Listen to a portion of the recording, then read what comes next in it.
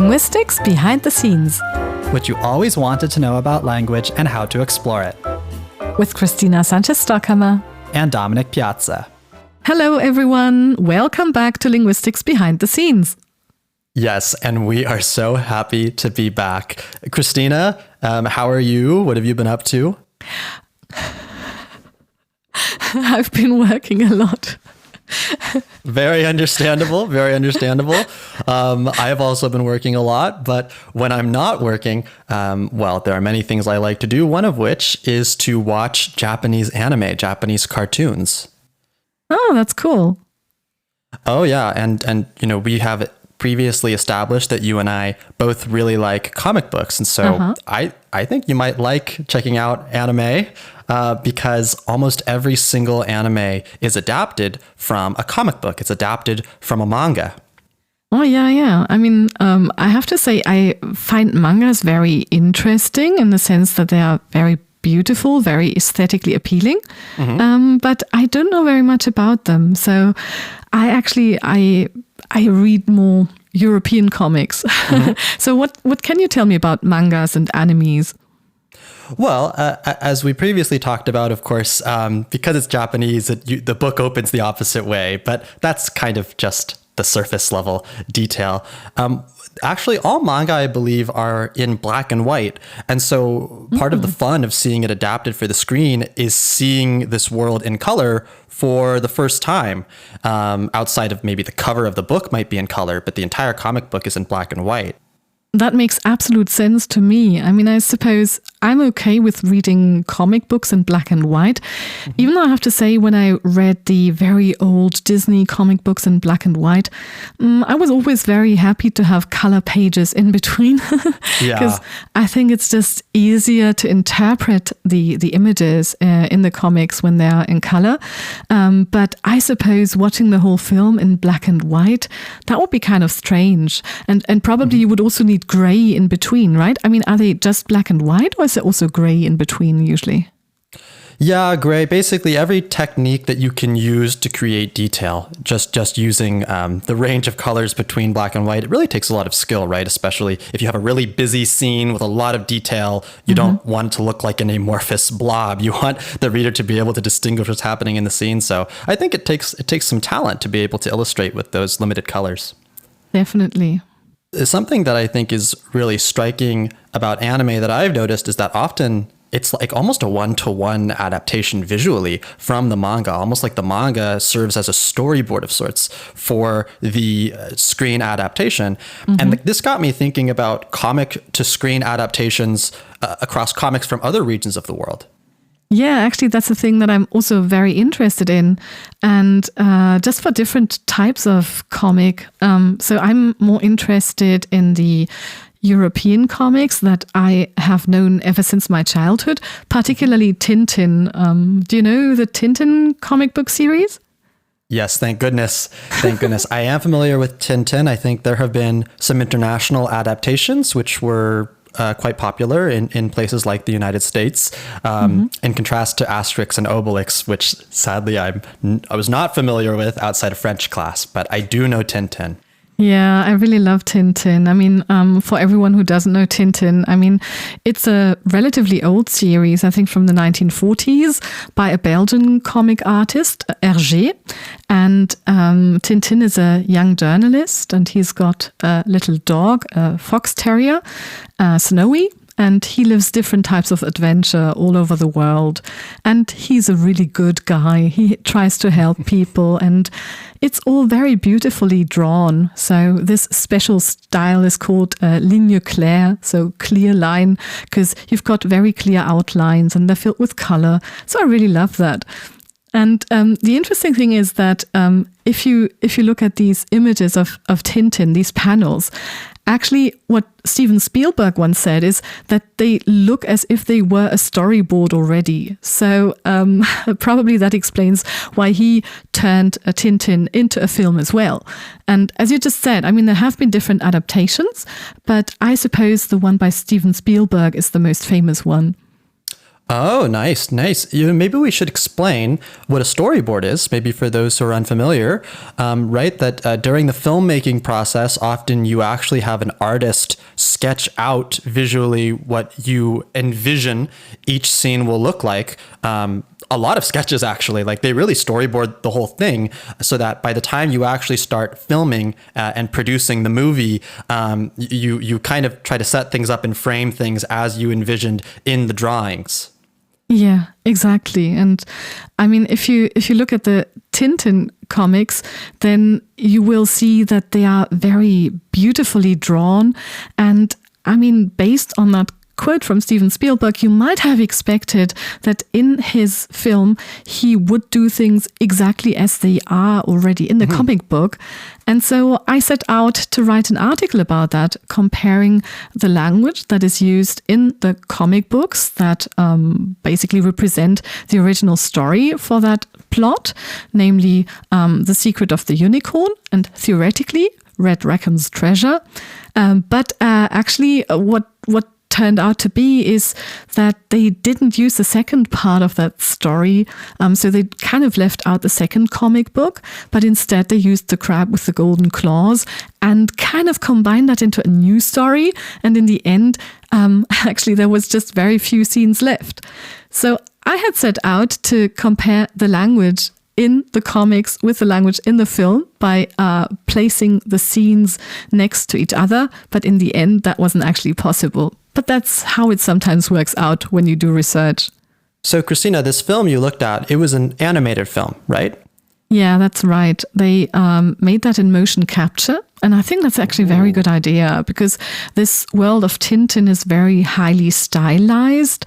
And I think so having motion capture, which on the one hand is quite realistic, but on the other hand, very clearly not the real world. I think that was an excellent choice. Oh, yeah, I love motion capture. Well, motion capture is huge. In the world of video games, it's being used for almost everything now for capturing actors' performances. But the reason I wanted to know if it was animated is because I think that when you have these animated film adaptations, for example, manga to anime or comics to an animated film, you know, you're going from one illustrated medium to another illustrated medium. And so it's kind of easier to really adapt it for the screen, I would think. Whereas with a live action adaptation, it probably serves as more of an inspiration, right? And you take a lot more liberty. Yeah, I would think so as well. But I have to say that they took quite a lot of liberty with the screenplay. And when I tried to find passages that I could compare with regard to language, only a few were left. But still, that was enough. And it allowed me to see how the language that occurs in the comics is actually rendered in the films. Very nice, very nice. And I'm curious to see what you found because, well, for example, usually in comics, I think the dialogue is very brief, right? It's very short because there's very limited space. So that's one thing they can easily change in the film adaptation is they can give the characters more dialogue. Yeah, I think you're right. I mean, if you think about it, I mean, the comics, they are a printed medium and you just have the limited space within the speech bubbles, speech balloons for the spoken dialogues. So they will by necessity be relatively short. And of course, film is audiovisual. So you can just have longer conversations because you're not restricted by any boundaries in that same way. Yeah, the speech bubble. I'm a big fan. Incredible how the speech bubble very quickly became almost a convention in the visual arts to represent speech. And now everyone understands exactly what it means. Of course, there are other types of ways that information is presented in comics, as we touched on in our previous episode on comics. There's exposition, which is presented in different boxes, which is almost like a narration on the setting and what have you. And there's also like language in the environment. Yeah. And I mean, all these different types of language are also represented in the films when the comics are adapted to the screen. So for those text boxes, I mean, what can you do if you want to narrate something in a film? You could have insertions, that is text that is overlaid in writing over the images.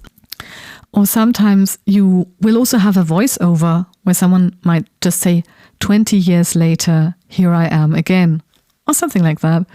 And if you think about onomatopoeia, I mean, onomatopoeia are so common in printed comic books because they represent sounds. And of course, if you make a film, then you just use the real sounds because it's more realistic. Of course, yeah. And of course, I mean, written language in the environment. I mean, if someone's reading a newspaper or if there's a name on a doorbell or a shop sign, of course, you also expect that to be around in a film. So it's just transferred. So all of this actually occurs in the films as well. Oh, yeah. Well, have you seen like Spider-Man Into the Spider-Verse? No, I haven't, but I'd like to. You would love it. You would love it when it comes to adapting comics for the screen, because they went for this at the time. I think the film released in 2018. They went for this very unique visual style where they really tried to imitate the visual aesthetic of comic books, both in the way the characters are illustrated, kind of using the outlines and such, also with the onomatopoeia, but also they used this style of animation called decimated animation, where instead of having fluid motion, the motion looks very kind of staccato, almost stop motion in a way, which just kind of invokes a comic book, almost like you're reading across the page. Ah, that's so interesting. Yeah, so creating this very artificial kind of style that reminds you of the printed page, and of course the different panels where you as the reader have to make the connection between the different images. And so that's the same thing. So in film, I mean, what is a film? It's just a very fast sequence of images, particularly in animation. It becomes obvious, you know? That's right. But yeah, so I think that's a very interesting artistic choice. Oh yeah. I mean, these visual languages have become so signature. So finding creative ways to adapt it is so cool. But aside from the visual language, we're also very interested when it comes to linguistics, we're interested in the kind of spoken actual language. Yeah, exactly. And that as well, I mean, you have to make quite a lot of choices because if you come to think about it, when you read a comic book like Tintin, as a reader, you are reading all the different characters. So if you do that kind of internal reading, so probably to some extent they have your own voice. But on the other hand, of course, you would expect different characters to speak with a different voice when you see them on the screen, when you hear them on a screen. So Tintin, for example, I mean, he's got a very youthful appearance. So you would expect him to have a youthful, male, slightly higher voice possibly. Whereas Captain Haddock, I mean, he is that, that captain, he loves drinking. He uses a lot of swear words that are quite harmless, but still, he often gets angry. So you would expect him to be rougher in his voice. And he's also older. So you would also expect to hear that. Oh, yeah. I mean, I think maybe an analog for this would be Thomas the Tank Engine, Thomas and Friends, which I watched a lot when I was younger. Not quite a comic book, but a children's book series. So it's full of illustrations. And when they adapted it for TV, they would just have a single narrator narrating the whole show. And the single narrator would do the dialogue for each character, almost like you could imagine a parent reading you the story. But then when they finally went to the big screen and they created a feature film, they actually hired individual voice actors to voice each character. And you can imagine some people, when they heard the voices of these characters, they thought, I don't know if I like that. That's not the voice I imagined that character having. Yeah, exactly. That's a very strong feeling because obviously, I mean, it's different when you have an actual actor because, I mean, they will just use their own voice. But when it's an animated film, well, you have to give them some kind of voice. And so you want to meet the expectations. So I think it's very interesting what you're saying there about Thomas the Tank Engine, because in Germany, we also have a program which is called Die Sendung mit der Maus, which is the program with the mouse. And there they also read children's books to children, and they will also do the different voices just like a parent would. Oh, yeah, that's very cool. Yeah, very nostalgic, very nostalgic. Also, interestingly, Thomas had they had different narration for the UK and US version because it's a British program. It's a series of British children's books, and the show is made in Britain. But then they would redo the voiceover with an American narrator, which is very funny, English to English, and it seems to me that. Most of the time when it comes to American and British media, we don't dub it or do voiceover. We just take it as it is. We can understand each other. But it seems to me that sometimes for children's media, when it comes to the different regional accents, regional varieties, they actually go to the trouble of redubbing it and redoing the audio. Yeah, and I mean, that's a very important aspect that you're mentioning, because also for Tintin, I mean, the stories basically take place in Belgium. I mean, Tintin is from Belgium. So it's neither British nor American English, but when you're making a film for an international audience in English, then you need to pick one of these two varieties. So what variety would you go for? Yeah, so to maintain the European feeling, I would probably go for a British accent. Yeah, because even though it's being translated from the French, it still feels European when you hear a European accent.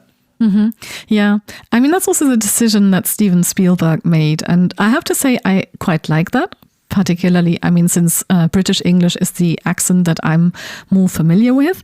But it's not the only accent that has been used in Tintin adaptations. So there's an earlier adaptation as a series from the 1990s, and there they actually use American English. And I mean, there's also things to be said in favor of using American English here, because if you think about Tintin, I mean, Tintin is very, very neutral. So you would also like to have an accent that people identify with. And I mean, many Hollywood movies are made and they are very popular all over the world. And so I suppose on that level, American English would be quite unmarked. So that also makes sense as a decision. Yeah. I mean, I think about, other settings, like, for example, fantasy settings. If it's the Lord of the Rings or Game of Thrones, they also go for the British accents, for the European accents. Some have said that the American accent would just feel way too out of place in this fantasy setting. And I can understand it's almost anachronistic, right? Because medieval times, these things unfolded in Europe and the United States didn't exist yet. But and it's okay. Maybe it would be weird if there was a Western, something set in the Wild West, and they had British accents. That wouldn't sound right. That wouldn't sound right. So it's totally okay. No. To each their own. So I totally understand how these regional varieties, these accents that we choose, it can actually have a big impact on the feeling of the adaptation. Yeah, exactly. And that's the thing. I mean, on the one hand, you have the historical context, but on the other hand, I mean, you've got that neutrality. I mean, anyone who has seen Tintin before can identify Tintin, I think. But the interesting thing is, once you try to identify Tintin, when you don't see his hair and when he's not accompanied by his dog Snowy, actually it gets difficult, because then you see it's just a kind of smiley. So it's just two dots as the eyes, and it's very reduced. Yeah.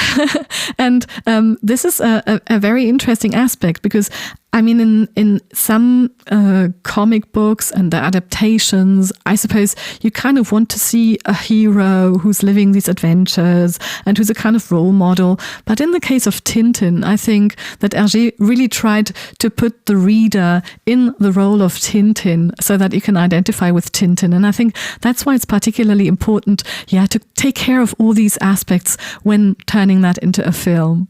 Oh, I totally see what you're saying. I mean, it depends on the perspective of the viewer, of course, right? But if you're an American watching Tintin with the British accents, it feels foreign, which is okay, because I think that's the point. But if you want it to feel more neutral and personal, then it would make more sense to use regional variety native to where you're from. So this is really fascinating. I never quite thought of it like that. Nice. Yeah, and it's only when you start looking at the comic books and their adaptation that all of a sudden you notice the things that you never were aware of. For example, Snowy the dog, he actually talks in the comic books, and they're actually using speech bubbles for him, not thought bubbles, but actually Tintin ignores what he says. He doesn't react to it.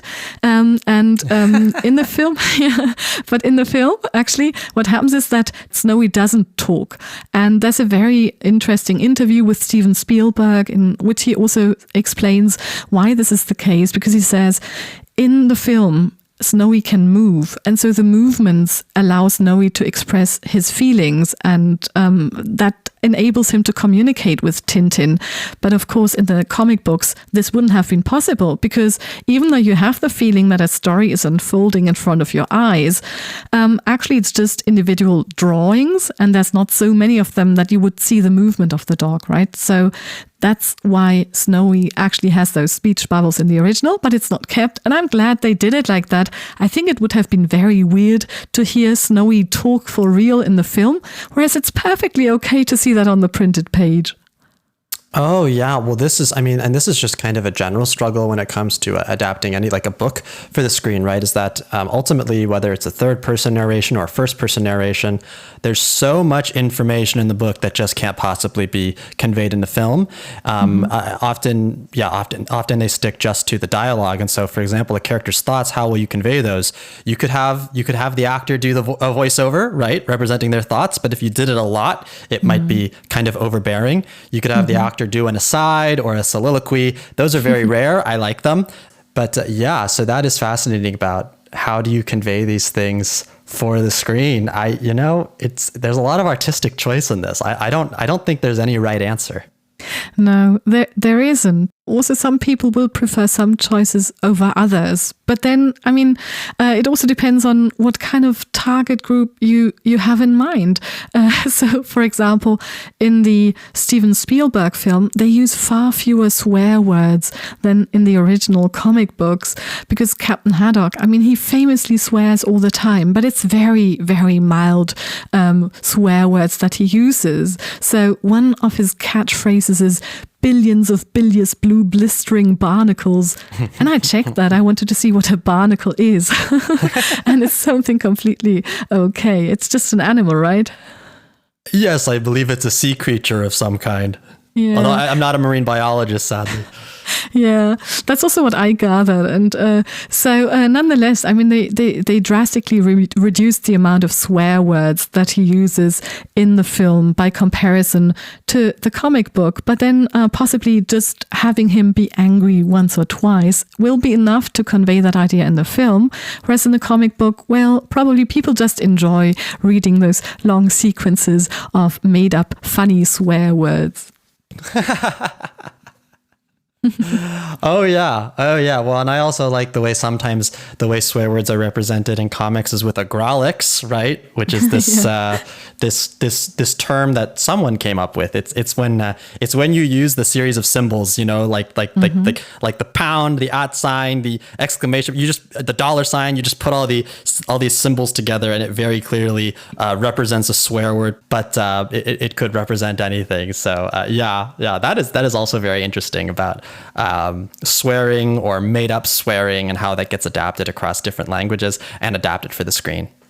Yeah, exactly. And talking about different languages, if you think about the language in the real world, in the film, you have to make a decision whether you want the text on a shop sign to be in French, whether you want it to be in English. And again, different adaptations of Tintin made different choices. So Steven Spielberg went for English.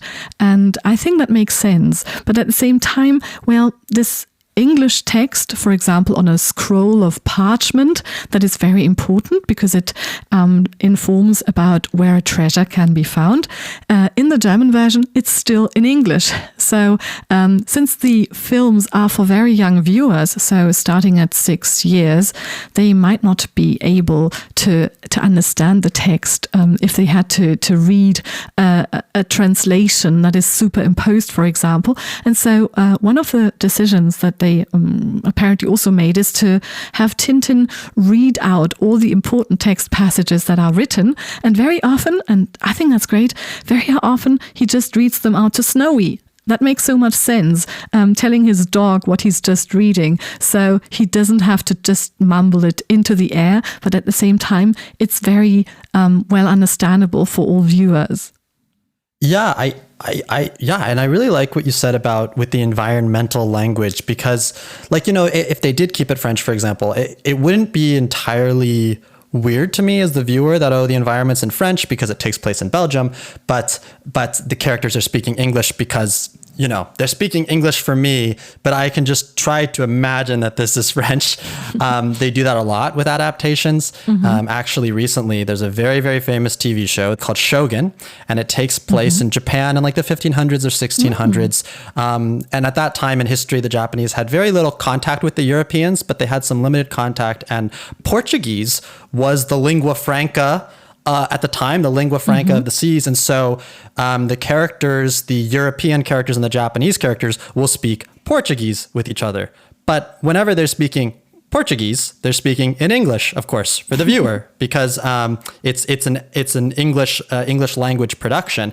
And that was jarring for me initially, because they'll say things like, "Oh my gosh, you speak Portuguese. Well, your Portuguese is so fluent," and they're speaking in English, right? So I have to mentally imagine that there is a different language happening, and that took some adjustment. Well, that's a thing that happens to Germans. I mean, when we watch dubbed films, and someone might say, "Oh, you speak great English," but they're saying it in German. Yeah. And we just have that more often than you, I suppose. Yes. That's why I must say I do sometimes enjoy it when something takes place in a different region and they actually speak that language. But of course, you need to read subtitles. And so for a children's program, something like Tintin, which is aimed towards a younger audience, you probably wouldn't want to do subtitles. Although interestingly for anime, I think the community actually prefers reading the English subtitles with the Japanese audio over listening to the English dub. But of course, the English dub exists and you can listen to it if you'd like.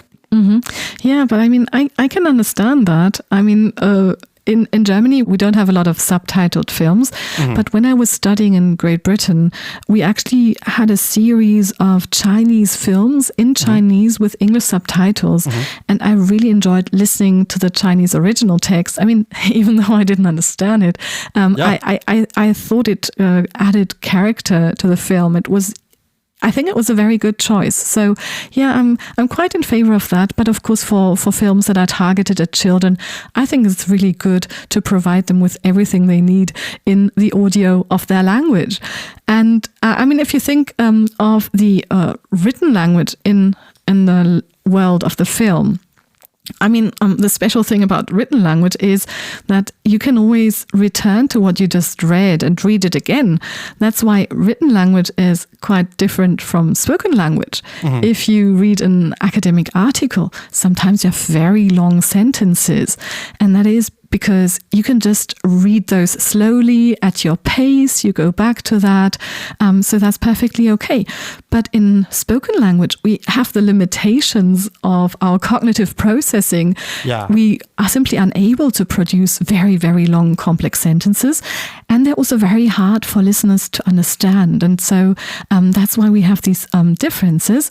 And in the film, however, what happens is that you have written language, you have that text on the parchment, for example, but then it's just visible for a few seconds and then it's gone. So it's a very unusual situation. So normally writing is permanent, but in the film it isn't for the viewer because it will be gone in a moment when the camera shows something new.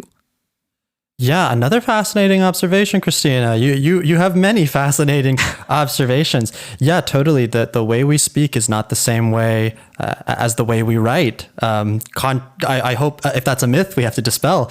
Especially because when we speak, you're right. Generally, we keep it briefer, and also we speak in fragments. We speak in sentence fragments. We are not beholden by the laws of grammar. Not completely when we speak. I mean, if you do speak ungrammatically, it can kind of confuse or stun people, maybe, but we do not have to speak in perfect, complete sentences. We can speak completely differently. So yeah, you're totally right. Well, it's something that we do naturally, but that we are very rarely aware of. I mean, as a linguist, I became most aware of this when I looked at corpora of spoken language, at transcripts of actual spoken language. And the moment you do that, the moment you look at a conversation, you're going to notice that it looks very strange. Sometimes it's very hard to place the boundaries between sentences. Should a full stop go here, or is it rather a comma? It's really a different thing. And so yeah, when we watch films, we have the impression that the language in the films is actually very natural language, but then it isn't. It's been written to be spoken and to sound as if it was spontaneous, but it isn't. Oh yeah, well, what you said with the transcripts. I sympathize because I put together the transcripts for our podcast episodes, and trying to decide on the punctuation where one sentence ends and another begins. It is a fool's errand.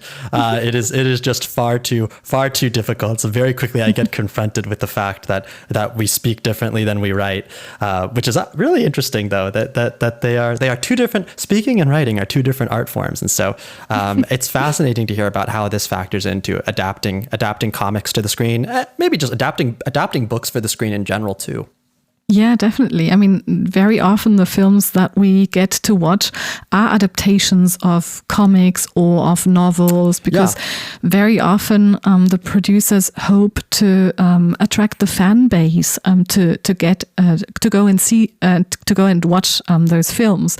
But still, it's not spoken language. Just like the language in comic books isn't 100% like spoken language, but very close. So is the language that is used in films. For example, you have very little overlap. So if you have a group of people talking, you will rarely have them fight for who speaks next, or you get very few interruptions in a film, or you get very few full starts, that you start a sentence in one way and then go off in a completely different direction. There's a lot of things, yeah. Yeah, and Christina, something you reminded me of, the Academy Awards, or the Oscars, it's probably, I would say, the most famous award show in Hollywood, the most famous award show in international film, though obviously mostly with an English language film focus. They have two different categories, right? They have Best Original Screenplay, and they have Best Adapted Screenplay, right? Which I think highlights the fact that these are two different art forms. These are two different skills. Yeah, I think it makes a difference in how the whole thing is produced.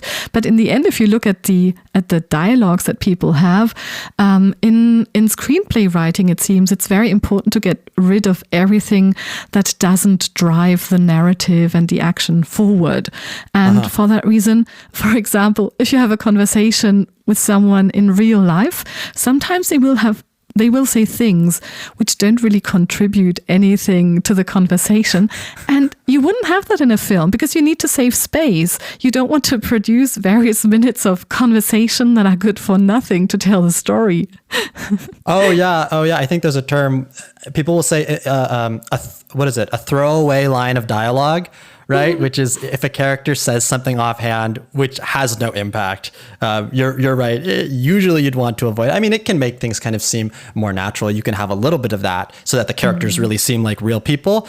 But in general, I think the audience is going to assume that what the characters say is important for the plot in some way.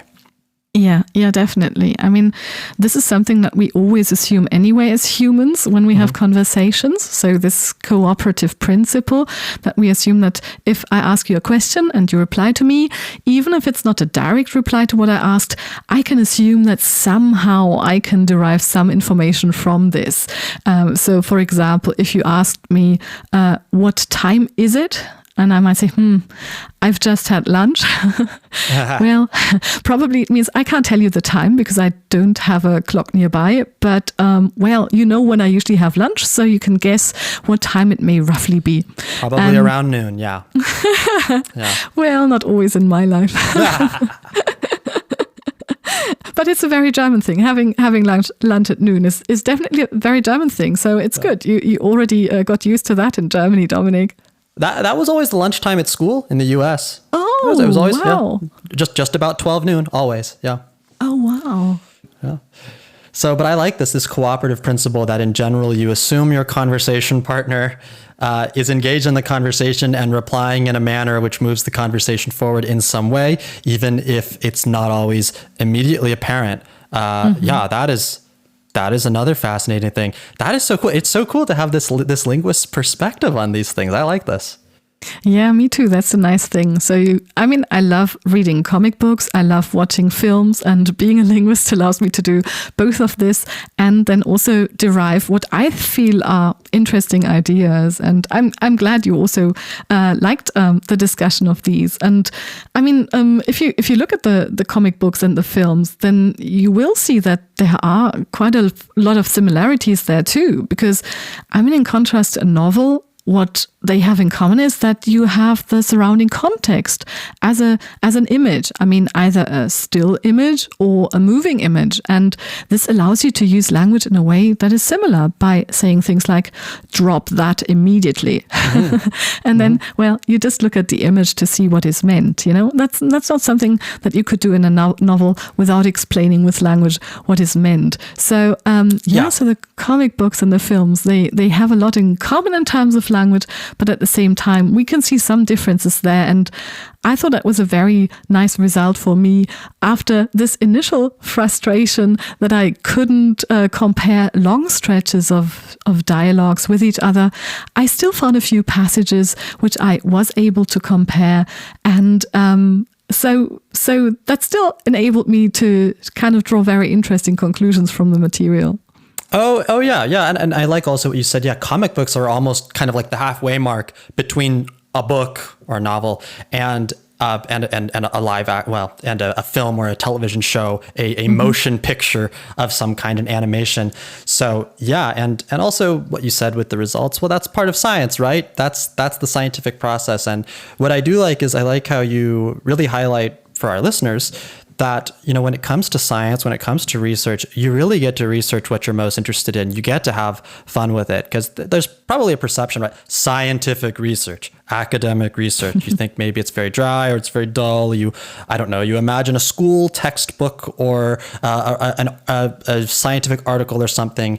But you get to research what you love. You have to research what you love because it requires so much motivation and effort that if you don't love what you're researching, you won't be able to do it. So I hope people kind of get this idea that research can be fun.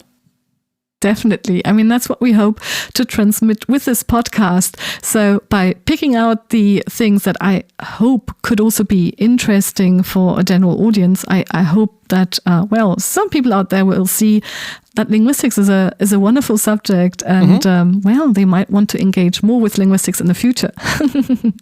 Yeah. We certainly hope so. I'm not a linguist by training, but it's just so extremely fascinating that I can't stay away, right? It's my little hobby. So no, you're absolutely right. More than that, I would say. Maybe you know so much about it. Yeah, maybe so. But yeah, Christina, fantastic discussion today. I think I'm gonna go watch Tintin. That's a very good idea. It's a nice film. So watch it or read it. Either way, it's a good idea. And yeah, so to everyone out there, stay curious, have fun with language. And join us next time on Linguistics Behind the Scenes.